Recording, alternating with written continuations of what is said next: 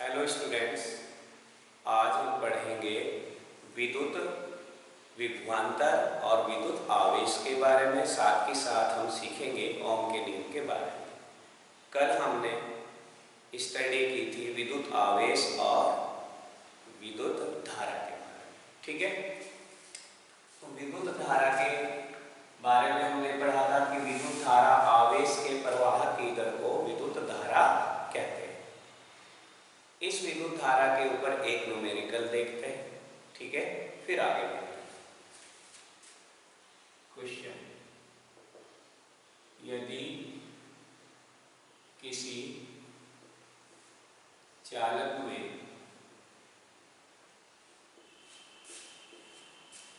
1 ampere की विद्युत धारा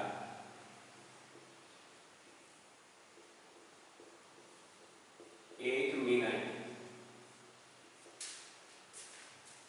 तक प्रवाहित होती है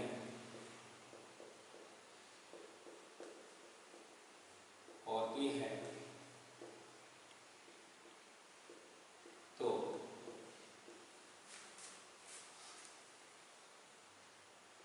चालक में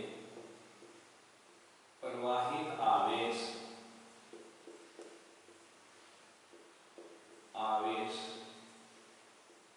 तथा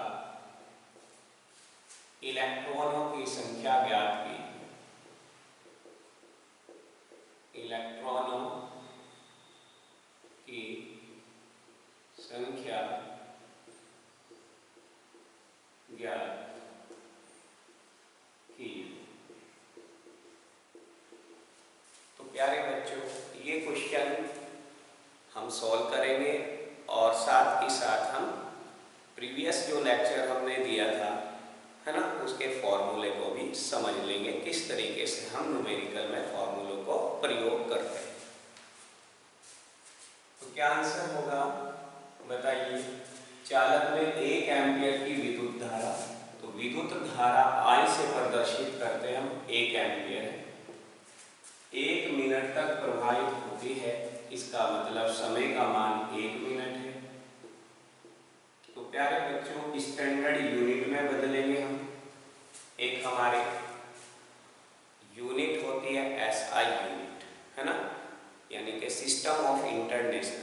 ठीक है, तो स्टैंडर्ड यूनिट में बदलेंगे। स्टैंडर्ड यूनिट में समय का मात्रक होता है सेकंड, तो 1 मिनट में हो गए 60 सेकंड। और पूछा गया क्या है, फर्स्ट पार्ट में पूछा गया है चालक में प्रवाहित आवेश Q का मान। ठीक है, I हमें पता है, T हमें पता है, तो Q का हम सूत्र क्या लगाएंगे। हमने ट्रायंगल बना करके याद कराया था आपको कि Q और I इंटू T। तो Q बराबर क्या होगा, I इंटू T। इस ट्रायंगल की हेल्प से, इस त्रिभुज की हेल्प से हम फॉर्मूला आसानी से लिख लेंगे, Q इक्वल टू I गुना T। ठीक है, अब I का मान रख देंगे यहाँ पे। I का कितना मान है, 1 एम्पियर। समय कितना है, 60। तो देखो 60, मात्रक क्या होगा, कूलम, 60 कूलम। तो ये हमारा आंसर मिल जाएगा। अब सेकंड क्वेश्चन, यानी कि जो सेकंड पार्ट है उसमें पूछा गया है इलेक्ट्रॉनों की संख्या। तो बच्चों, इलेक्ट्रॉनों की संख्या को किससे प्रदर्शित करते हैं, बोलो। हाँ, वेरी गुड, यानी कि N से। इलेक्ट्रॉनों की संख्या, इलेक्ट्रॉनों की संख्या को हम N से प्रदर्शित करेंगे। और मैंने बताया था कि किसी भी चालक में या किसी भी वस्तु में जो आवेश होता है वो किस में बटा हुआ होता है, कंप्लीट इलेक्ट्रॉन की फॉर्म में बटा हुआ होता है ना। वो पूरे इलेक्ट्रॉनों की संख्या को प्रदर्शित करता है। तो यहाँ पर इलेक्ट्रॉनों की जो संख्या निकालेंगे हम, उसके लिए सूत्र हम लगाएंगे, आवेश किसके रूप में होता है, पूर्णांक रूप में होता है। किसके पूर्णांक रूप में, इलेक्ट्रॉनों की संख्या। तो n का मान E गुणा में है, तो जब n गुणा E है तो n निकालेंगे, क्या आ जाएगा, आवेश बटे ई। ई क्या है, एक इलेक्ट्रॉन पर उपस्थित आवेश। ठीक है, तो n बराबर Q का मान हमारे पास कितना है बच्चों, 60। ठीक है, और E कितना होता है, E हमने बताया था, E की वैल्यू होती है 1.6 इंटू 10⁻⁻19 कूलम। और प्यारे बच्चों, अगर आप इसको रेसिप्रोकल करेंगे, उल्टा करेंगे, तो उल्टा करने के बाद इसको आप सोल्व करेंगे, तो ये सोल्व करके वैल्यू आपको मिलेगी 6.25 10⁻80। तो ध्यान रखें कि अगर E की वैल्यू हमें पता है तो 1/E की भी पता होनी चाहिए। ठीक है, यानी कि पॉइंट हटाएंगे, ऊपर 0 बढ़ाएंगे। ठीक है, तो 10 बाय कितना हो जाएगा, 16 हो जाएगा। 10 को आपका 2 से डिवाइड करेंगे, तो 2 से डिवाइड करने पर कितना आएगा, 5, और नीचे 2 से डिवाइड करेंगे 5/8 आएगा। 10⁻19 ऊपर ले जाएंगे तो 10⁻+19 मिल जाएगी। ठीक है, और फिर हम इसको डिवाइड करके हमारा नेट रिजल्ट मिलेगा 6.25 इंटू 10⁻80। तो E 1.6 इंटू 10⁻⁻19, तो हम डायरेक्ट इसको लिख रहे हैं 6.25 इंटू 10⁻80। मल्टीप्लाई करेंगे, 6×5 = 30, 6×5 = 30, हासिल को 3, 6×2 = 12, 3 = 15, हासिल है 6×6 = 36, और 36 और 1 हासिल का 7, और 0.2 अंक के बाद लगाएंगे ये, और ये आ जाएगा 10⁻80। अब देखो, हमेशा जब भी आंसर देते हैं तो आंसर जब भी दिया जाता है, जो डेसिमल है वो एक अंक के बाद लगना चाहिए। तो इस डेसिमल को अगर हम आगे बढ़ाएंगे तो 10⁻1 यहाँ प्लस हो जाएगी, तो एक अंक आगे बढ़ाया हमने, तो ये हमें आंसर मिला स्टैंडर्ड फॉर्म में 3.75, है ना। 0 का कोई मतलब नहीं, हटा दो, और 10⁻1 अंक बढ़ाया आगे, तो यहाँ पर 10 में 1 प्लस हो जाएगा, 10⁻19। अब बच्चों, n किसको प्रदर्शित करता है, इलेक्ट्रॉनों की संख्या को प्रदर्शित करता है, इसलिए इसकी कोई भी यूनिट नहीं होती। राइट, तो ये इसकी कोई यूनिट नहीं होती। तो इम्पोर्टेंट क्वेश्चन है, ठीक है, बोर्ड एग्जाम के पॉइंट ऑफ व्यू से, तो इसको नोट कर लीजिए। साथ के साथ एक कॉपी अपनी, है ना, रेगुलर नोट्स कॉपी आप बनाते रहिए, एग्जाम में बहुत बहुत हेल्पफुल रहेगी आपके लिए। ठीक है, तो नोट करिए इसको।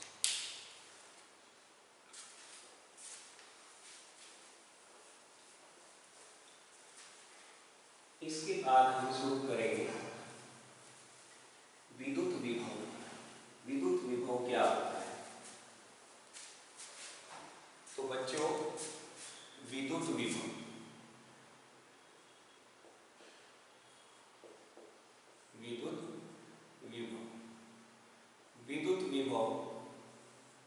विद्युत होता है आवेश, और विभव कहते हैं हम अपनी डेली लाइफ में विभव को वोल्टेज, है ना, घरों में कहते हैं ना कितने वोल्टेज आ रहे हैं, वही क्या है बेटा, विभवांतर है। वही क्या होता है, विभवांतर होता है। ठीक है ना, यानी कि आप बिल्कुल सिंपल भाषा में मैं बताऊं तो यानी कि वोल्टेज को ही विभवांतर या विद्युत विभव कहा जाता है। ठीक है, तो विद्युत विभव होता, विद्युत का मतलब आवेश, है ना, और पोटेंशियल का बेसिक मीनिंग अगर और देखें हम, तो लेवल से बात की जाती है कि कोई अगर हाई लेवल पे जा रहा है तो उसका विभव ज़्यादा है, कोई लो लेवल पे जा रहा है तो उसका विभव कम होता है। ठीक है, तो यहाँ पर विद्युत विभव यानी कि वोल्टेज से मतलब हमारा होता है, तो उसको कैसे डिफाइन करते हैं कि विद्युत क्षेत्र में। अब बच्चों आप पूछेंगे सर विद्युत क्षेत्र होता क्या है, तो विद्युत में आवेश, क्षेत्र का मतलब एक रीजन, एक स्थान, है ना। तो आवेश के चारों ओर जो स्थान होता है बच्चों, उसको कहते हैं विद्युत क्षेत्र। ऐसे ही अगली क्लासेस में आप पढ़ेंगे, हायर क्लासेस में आप पढ़ेंगे चुंबकीय क्षेत्र। चुंबक के चारों ओर का जो क्षेत्र बनता है उसको चुंबकीय क्षेत्र कहते हैं, ठीक है ना। और जितनी भी द्रव्यमान वस्तुएं हैं, द्रव्यमान वस्तु के चारों ओर जो क्षेत्र होता है उसको कहा जाता है गुरुत्वीय क्षेत्र। तो द्रव्यमान के चारों ओर जो क्षेत्र बनता है उसको गुरुत्वीय क्षेत्र कहते हैं। और आपका आवेश के चारों ओर जो क्षेत्र बनता है उसको कहते हैं हम विद्युत क्षेत्र, ठीक है। और चुंबक के चारों ओर के क्षेत्र को कहते हैं चुंबकीय क्षेत्र। तो क्षेत्र के बारे में अब कभी नहीं भूलेंगे आप, है ना। बिल्कुल पूरी तरीके से सभी क्षेत्र के बारे में मैंने बता दिया। तो विद्युत विभव हमेशा किस में निकालेंगे हम? विद्युत क्षेत्र में निकालेंगे, यानी कि वहाँ आवेश है ना, आवेश वहाँ पर रखा हुआ है, उसका कोई रीजन है, उस रीजन में ही हम बात करेंगे, ठीक है। तो विद्युत विभव सिंपल आप बात करें, आप फॉर्मूलों को ढंग से लर्न करें, समझे। V = W/Q। अब पूछेंगे सर W क्या होता है? अब W क्या है? कार्य है। W को क्या कहते हैं? कार्य। कार्य का बेटा मात्रक क्या होता है? जूल होता है, ठीक है। ऐसा ही मात्रक जूल। और Q क्या है? आवेश। और आवेश हम पढ़ चुके, आवेश क्या होता है, ठीक है। इसका मात्रक होता है कूलाम। इसका मात्रक क्या होता है? कूलाम मात्रक होता है, ठीक है। इसी के आधार पे हम परिभाषा बनाएंगे विद्युत विभव की। विद्युत क्षेत्र में एकांक, इसको हमने मान लिया एक, है ना। एकांक आवेश को अनंत से किसी बिंदु तक लाने में किया गया कार्य, उस बिंदु पर विद्युत विभव कहलाता है, ठीक है। तो विद्युत क्षेत्र में, विद्युत क्षेत्र में एकांक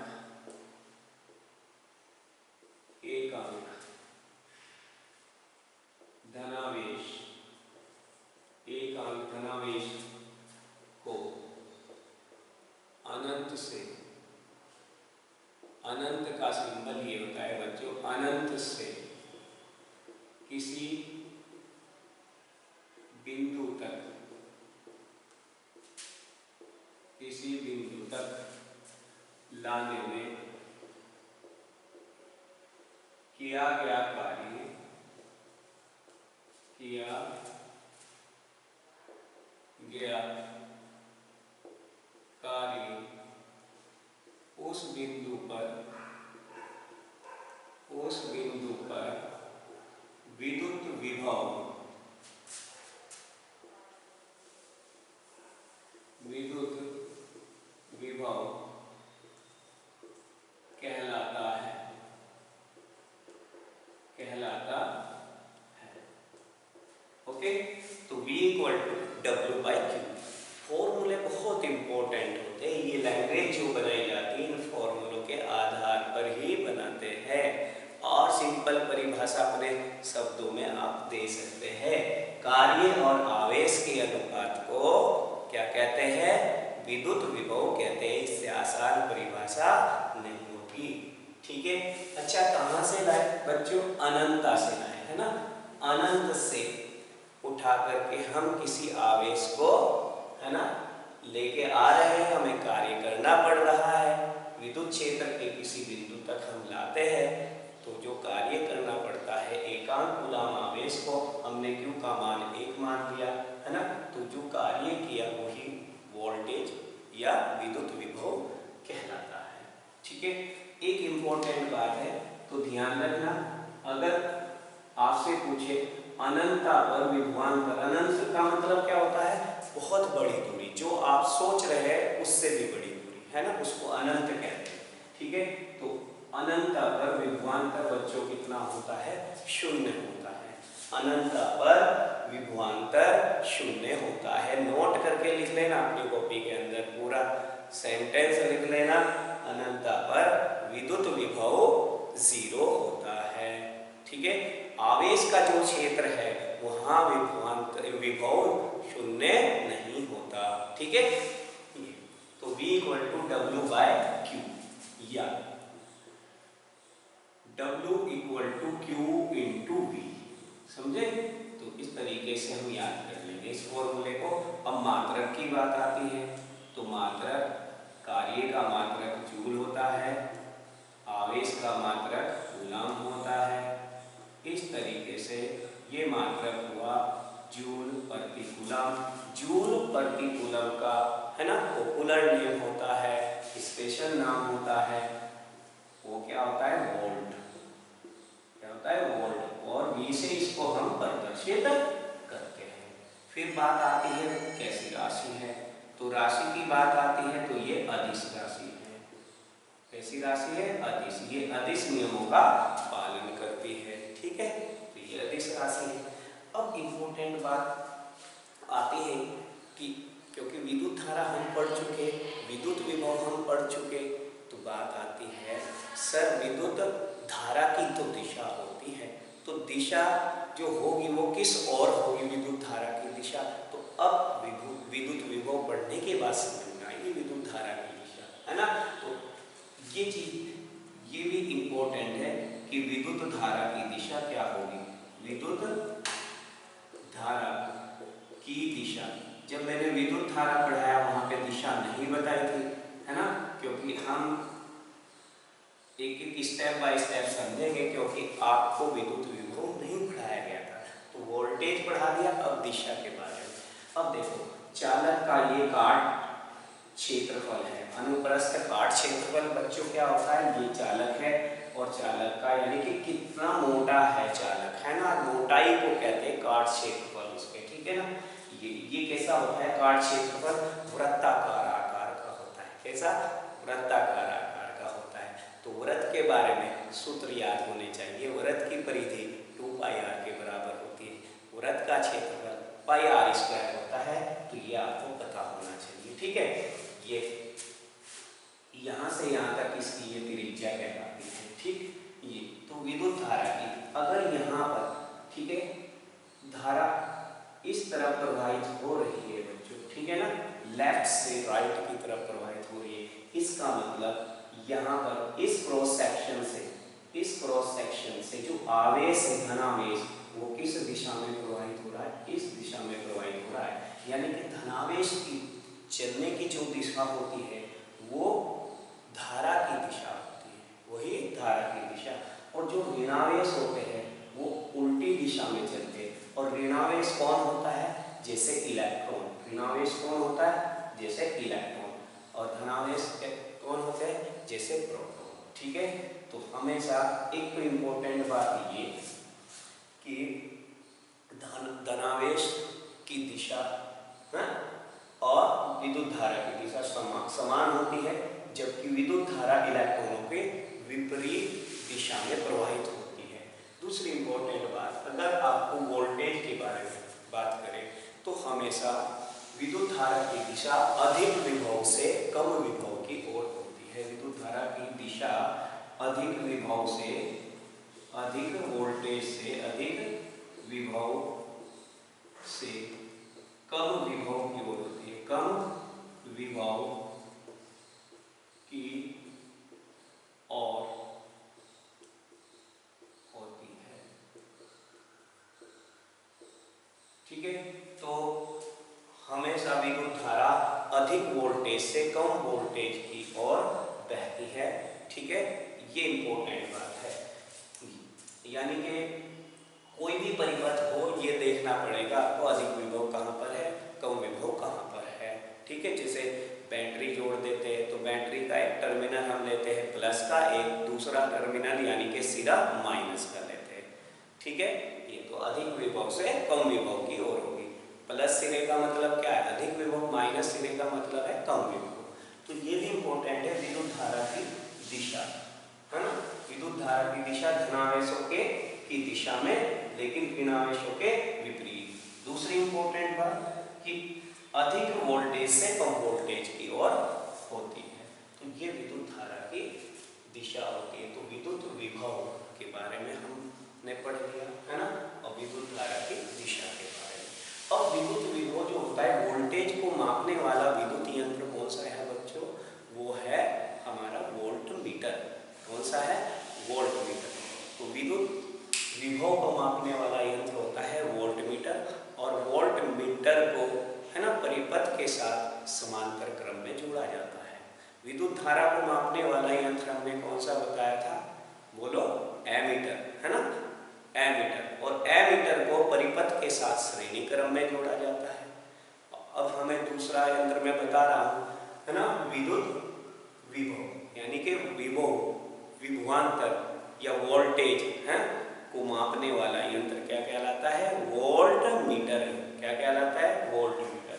तो वोल्ट मीटर क्या होता है, इसको भी नोट कर लेना है। वोल्ट मीटर सिंबल कैसा होता है? इस तरीके से हम परिपथ के अंदर दर्शाते हैं, एक प्लस का टर्मिनल और एक माइनस का टर्मिनल।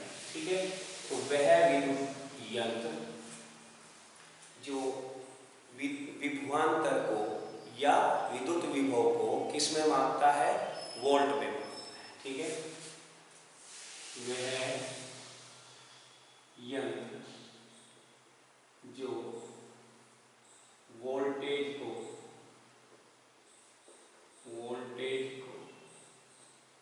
वोल्ट में मापता है, वोल्ट मीटर कहलाता है। क्या कहलाता है? वोल्ट मीटर कहलाता है। वोल्ट मीटर कहलाता है। तो नेक्स्ट लाइन में आप लिखे, मैं बोल रहा हूं, आप कॉपी में नोट करिए। वोल्ट मीटर को सदैव परिपथ के साथ कौन से क्रम में बताओ? समांतर क्रम में जोड़ते हैं। वोल्ट मीटर को परिपथ के साथ सदैव समांतर क्रम में जोड़ते हैं। ठीक है, लिख लिया। वोल्ट मीटर को परिपथ के साथ सदैव समांतर क्रम में जोड़ते हैं। तो ये बात इंपॉर्टेंट है वोल्ट मीटर के बारे में। ठीक है, चलिए नेक्स्ट हम पढ़ेंगे विभवांतर, है ना, विद्युत विभवांतर और विद्युत विभव में थोड़ा सा अंतर है। ठीक है, यहाँ पर आवेश को अनंत से लाते थे, लेकिन विभवांतर दो बिंदुओं के विभव का अंतर, वो क्या कहलाता है? विभवांतर कहलाता है। ठीक है,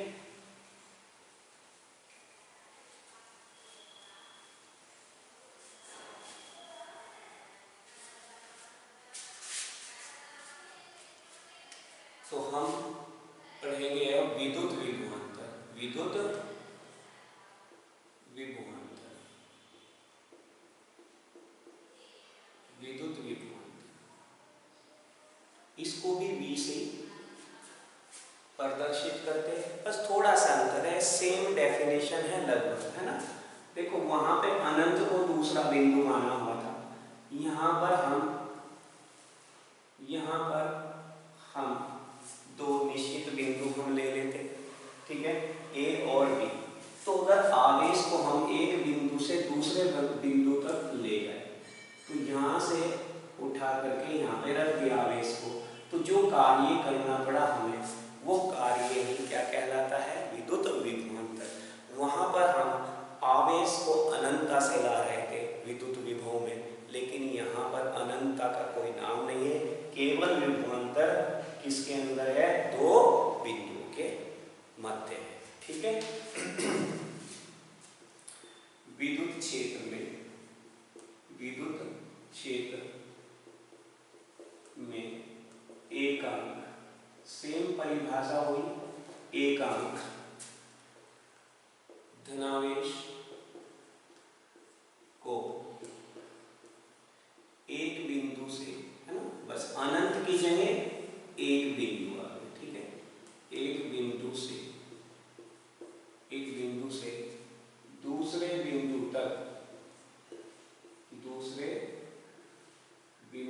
तक लाने में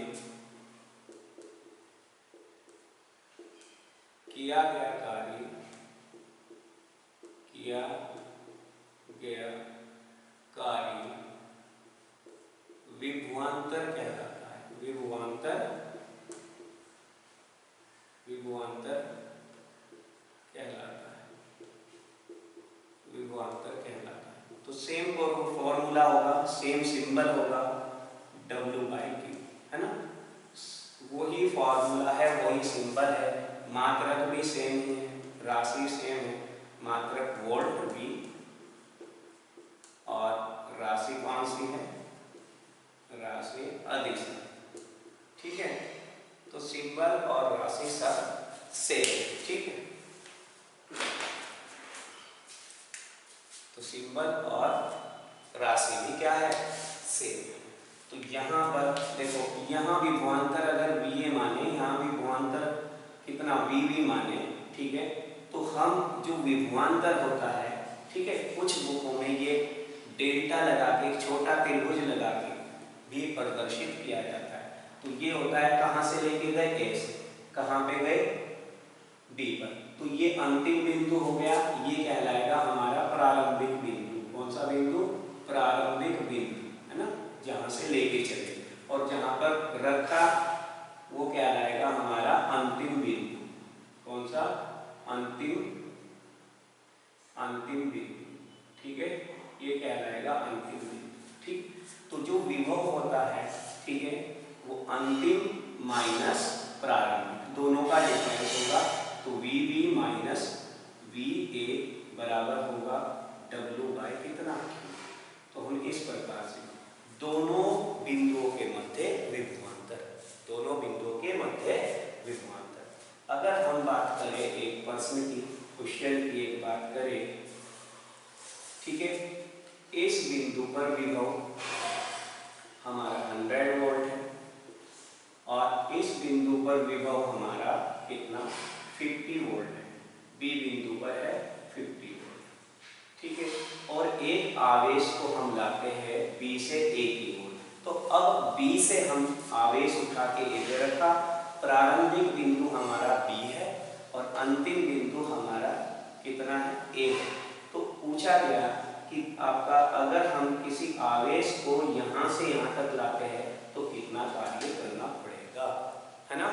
आवेश हम मान लेते हैं 2 कूलम का आवेश, 2 कूलम का आवेश B से उठा के कहाँ रख दिया, A पर रख दिया, तो कितना कार्य करना पड़ेगा, ठीक है।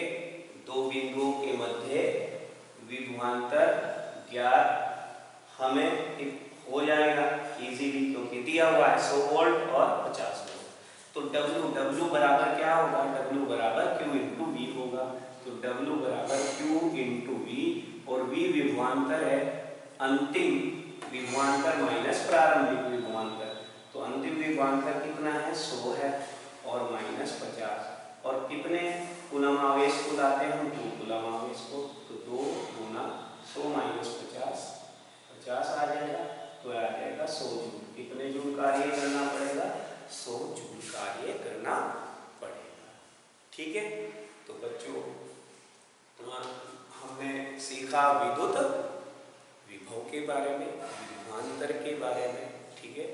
तो इसको कंप्लीट कर लेना है, और क्वेश्चन मैं बोल देता हूँ, लिखिए, इसको करके देख लेना है, ठीक है ना, इसको करके देख लेना है। लिखो क्वेश्चन, लिखो, यदि 10 कूलम आवेश को, यदि 10 कूलम आवेश को विद्युत क्षेत्र में एक बिंदु से दूसरे बिंदु तक लाने में, एक बिंदु से दूसरे बिंदु तक लाने में 100 जूल कार्य करना पड़े, 100 जूल कार्य करना पड़े, तो दोनों बिंदुओं के मध्य विभवांतर ज्ञात कीजिए। यदि 10 कूलम आवेश को विद्युत क्षेत्र में एक बिंदु से दूसरे बिंदु तक लाने में 100 जूल कार्य करना पड़े, तो दोनों बिंदुओं के मध्य विभवांतर ज्ञात कीजिए, ठीक है। Thank you for watching the video.